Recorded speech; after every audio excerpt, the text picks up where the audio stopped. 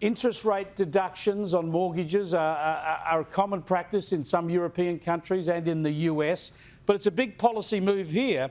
I find it extraordinary now that Labor's opposing this, and I didn't realise that today that they get access, as all MPs do, to making that same tax deduction on their second homes in Canberra and elsewhere. Yeah, and Chris, I'll declare I'm one of those. I claim a deduction on the property that I own in Canberra. I'm not going to be a hypocrite, but I want to see young people get into a home. And this is an opportunity to give them a tax deduction. This is what it's targeted at, but what we've done is make sure it's about increasing supply. We haven't said this is about an existing dwelling. We've said it has to be one that's going to be built because we've got a supply issue. And we're the only ones that are saying the policies that we're putting forward is about supply. And so this is why it's important to get a differentiation about what Anthony Albanese is talking about. We're simply saying to young people, there is hope. And it might be that you have to start off in a townhouse in the middle of town or in one of the suburbs, not necessarily with a 4-bedroom, double lock-up garage home, but it's what you can afford. As my mum and dad did in Chinchilla, they built a 3-bedroom home with 1 bathroom and a garage on the side because that's all they could afford. So what we're saying to these young people of Australia, we're going to give you hope that if you want to go out and have a start in life, do what you can afford, and we're going to support you. We're going to support you because we've got an issue around supply, and that's just one of the suites of measures that we're going to put in place. But the biggest one too, mate, is immigration.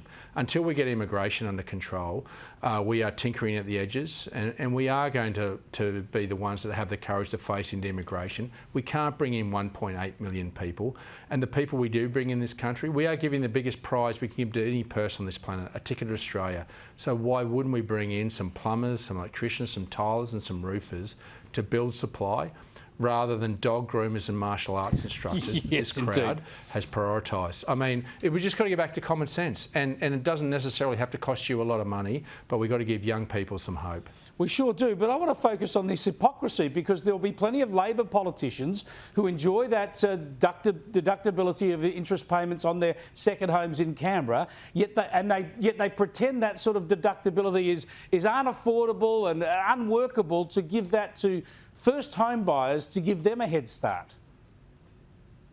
Yeah, and literally we're no different to anyone else in this country. And yes, we have different circumstances of having to go to Canberra, but so too do young people. And so what we're saying to young people is that if you take that big step, particularly in terms of trying to increase supply, this is a supply measure. It's not about increasing demand, it's about a supply measure. Why wouldn't we do that? But for us to sit in Canberra, the 227 politicians that are given a very privileged position to go to Canberra and to shape this nation's future, why wouldn't we shape it thinking about young people in our minds, about how we can give them the start to be able to take an opportunity that we get to take an opportunity to have every year in our tax return? I just think that this is a unique opportunity to think outside the square and do what we can in increasing supply and making sure it's targeted about new dwellings. Because, you know, if we're building new dwellings and they're taking those up, that builds supply behind them where other Australians who aren't first home buyers can actually take up that supply. That's common sense. That's what Peter and I are just trying to bring back to this conversation, just some decent common sense. Well, we do have out of control immigration. It's far higher than what Labor said it would be. They don't seem to be able to get it down. You do have a cost of living crisis, an electricity pricing and supply pricing, the housing crisis, and you're putting up clear policies to deal with some of these issues, yet the polls are not shifting for you. They're favouring Labor increasingly. What's going wrong for you at the halfway point of this election campaign? Yeah, Chris, I think this is actually more a 2019 election than it is a 2022 election. I don't think the national polls are reflective of the hyper-local campaigns that are taking place there. And I think, to your point, it's exactly about cost of living, about, in particularly as you get out of the inner suburbs where there is not necessarily a bigger cost of living crisis as it is you get out further out, they're not feeling it as much. And I think what's important is that while we're not walking away from the national polls and what they reflect, what we're seeing now, internal polling, is that as you get out where Australians are struggling, and we're saying to them, we're going to give you a tax cut of $1,200 an individual, $2,400 a family, who are struggling to pay their mortgage, struggling to fill the car up, struggling to put food on the table.